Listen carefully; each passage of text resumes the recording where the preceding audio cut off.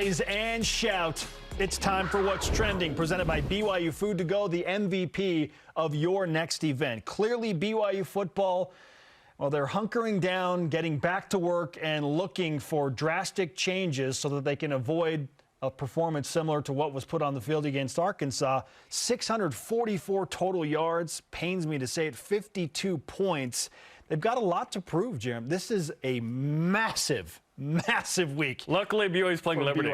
Oh my! No. BYU's not playing an SEC team or Notre Dame or in Oregon this week. Well, so it's weighted luck, right? Because they're given just a 54% chance of ESPN's Football Power Index to go across the country in an afternoon game, Eastern time zone, and win against a team that is ultra motivated. Early hot take: Liberty's 6-1, one loss by 1 point at Wake.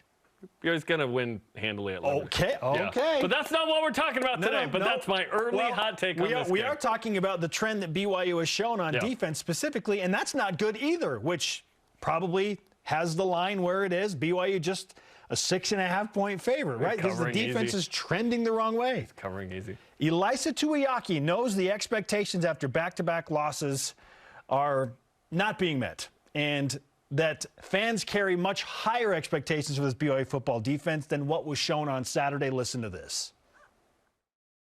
You can go round and round about what should have been done differently, who should have been playing. You know, this guy. The bottom line is we got to be better, and it starts from the top, and it starts with myself and the coaches, and whatever the answer is, we've got to find a way.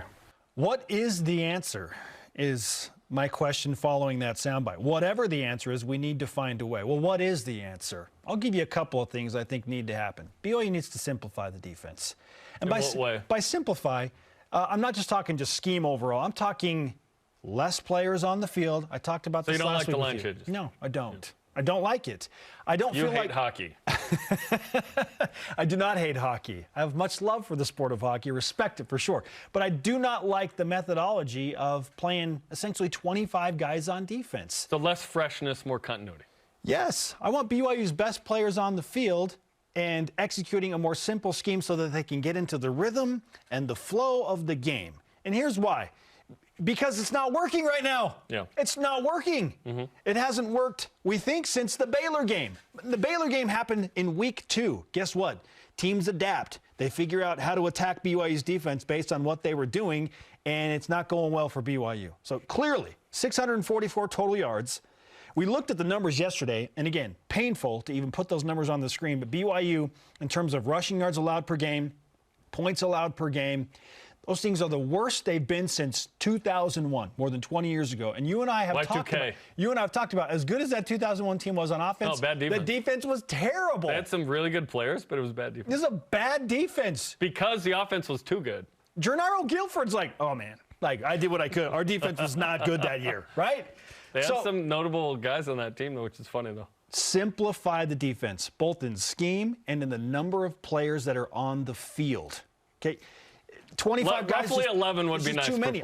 At one point last week in the third quarter, in the red zone, with BYU trailing by 3, I believe it was 38-35, I looked at who was on the field, and I was shocked. No Peyton Wilgar, no Max Tooley, no Keenan Peely, no Talon Alfrey, who was the starting safety, all those guys on the sideline. Talon was a backup who has become a starter. And now he's become the starter, right? Obviously, no Malik Moore. But this is taking nothing away from the guys that are on the field. I believe that they are capable at some point to make plays and do the right thing. Right now, I feel like there's too much youth, too many injuries to continue to play as many as 25 guys on defense. Why is it on defense only, by the way? Like, why isn't it on offense? Wouldn't the same rule apply? Like, oh, we want fresh guys. I've not thought about that till right now. You bring up a great question. I don't know. Why is it like, all right, Braden Keim, you're in at left tackle? Like, wait, what? No, it's Blake Freeland, right? Yeah. And the guys, and maybe it's not just a freshness thing, which that is the answer. That's why I asked Elisa Tuiaki this in preparation for the Idaho State game last year, and it was like, walk me through the strategy there, and it was, we value someone who's at 100% coming off the bench versus someone who's down to maybe 60% because they're tired on that drive. It's the 8th play. You know, we've given up some chunk plays. It's not working. Also, I want to see, a different look or whatever from a different guy. It's an analytics thing. Like, if you have fresh legs on the field, you'll be better this much %. That makes sense, right? But your backup's not going to be as good as your starter. That's why he's the backup. Well, now your fourth and third strings aren't as good as your second stringers. And again, love these guys, but we haven't seen the best play out of certain individuals that we expected them to be very good. And they can become good. I just think it's too soon. It's too soon right now. Is it? It's been 7 games, Spence. No. What I'm saying is, like, leave your second teamer on the field for most of the time. Oh, I'm talking about certain starters. Like, sure. Love Keenan Pili. Maybe that knee's not as good as it was last year. Like, maybe he's battling through that and he's not going to say publicly. I don't know. Like, we expect Keenan Pili to be this really good middle linebacker, and I think he is. Just, it's been a struggle team-wide. Like, my main issue with BYU's defense historically, Spence, is the lack of a pass rush from the defensive line itself. That was Kalani's calling card. Elias Tuiaki's at Utah was, hey, look at this. We've got 4 dudes. We can get a pass rush. We don't need to blitz per se. And now it's like, well, shoot, is BYU just its most effective if the quarterback struggles in drop 8 zone? Like, is it that simple? Because it can't be that easy. So that's really tough.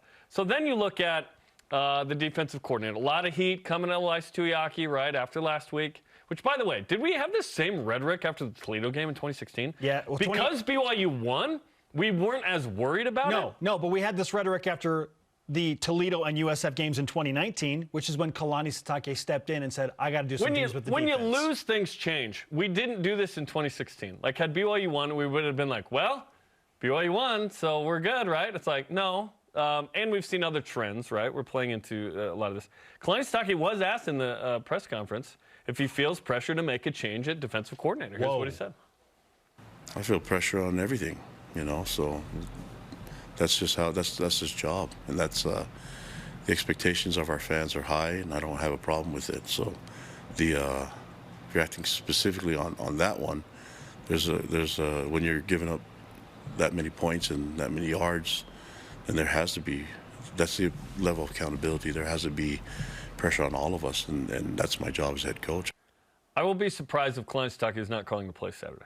Or at least heavily involved. At least heavily involved. Well, of course he'll be heavily involved. Sure. But I believe he'll call the plays. And BYU will not tell you publicly if he's calling the plays. Not their style. You just watch him on the sideline. If he's way more, if he's holding a card on the sideline, then you'll know. They've never done that in the past. They've never made it public. Yes, they didn't in 2019 when Aaron Roderick started calling it. Until but that after happened. The season. Well, even then they didn't really say it, but we're telling you it happened, right, for Boise State. I believe that will happen. You need a spark. You need to either switch the coaches, switch the players, switch the scheme, or then fire the coaches. Maybe all three of those. That's the order. But fire the coach right now, it's too soon for me. No. BYU's 4-3. If another game or two of this happens, if BYU lose 4 in a row, yes, then it happens. The adaptability of the coaches is a thing. Right, everybody in that room, in that coach's room, by nature of being a coach, you have to have an ego and a strong personality and believe that my way works the best way. This is what happens. Ed Lamb's been a head coach. He's an assistant head coach right now. Strong opinion. Kalani Sitake is the head coach. Strong opinions. Elias Tuiaki's been the defensive coordinator for a long time. Strong opinions. This is what you have to adapt, and sometimes, your strong opinion has to take a backseat to the head coach, and we feel like Kalani Sitake is going to be the guy making the call this week. Undoubtedly. Sure. It kind of has to be, right? I thought that was assumed. It has to be. He's the head coach. I thought that was assumed. Well, Elias Tuiaki says the reevaluation, including his role and the players' roles of everything, is what happens when you go through a loss like BYU had to Arkansas. Listen to this. When you have games like that, from top to bottom, you've got to look at who's doing what role are you asked to do, are you going to change your role? Our players are always scrutinized for the way that they play, and changes are made. And so for us as coaches, we got to look at it as well and just figure out, do roles need to change, and are we on board? Roles for the coaches, roles for the players. Roles, what is it, roads, bacon, surf? Get them out for everybody. This is a situation where Kalani has said that, Elias has said that. I think they're telling us that Kalani's going to call the plays this week in a roundabout way. I believe that's what they're saying. I don't know that. I have not heard that. I believe that based on what they're saying. And it's so obvious. Kalani was this amazing defensive coordinator at that school up north.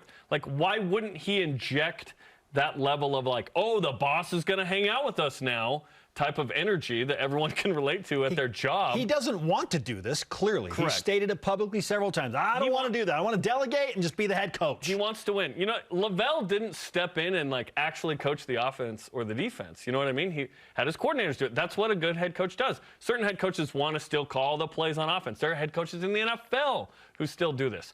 But in this case, Kalani is going to, I believe, step in this Saturday. And it starts yesterday.